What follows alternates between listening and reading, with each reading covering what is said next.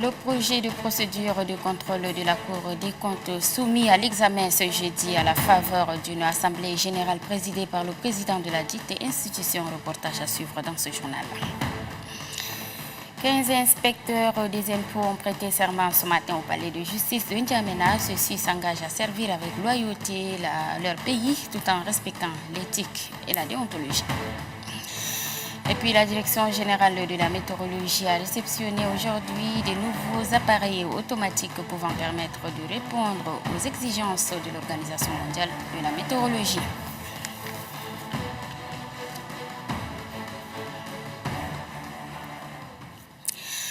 Bienvenue aux 20h, mesdames et messieurs. Bonsoir et merci de nous recevoir chez vous. Dans l'actualité, ce soir, le projet de manuel de procédure de contrôle de la Cour des comptes du Tchad est soumis à l'examen. Ce matin, c'est au cours d'une assemblée générale tenue en présence du président de la Cour des comptes, le procureur général, des avocats, des conseillers et greffiers, conformément à l'article 74 du règlement intérieur de la Cour des comptes. Estelle Abdelkader. Ce manuel de procédure de contrôle de la Cour des comptes du Tchad soumis à l'examen des 30 membres présents de cette juridiction est un livre de consignes écrites.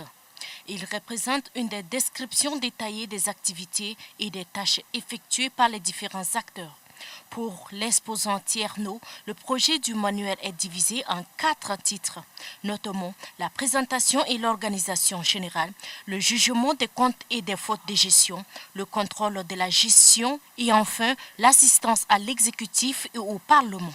Dans le même registre, le président de la Cour des comptes précise que la rédaction du projet de manuel s'est faite selon les textes fondamentaux réglementant les finances publiques au Tchad en général et le contrôle exercé par la Cour des comptes en particulier.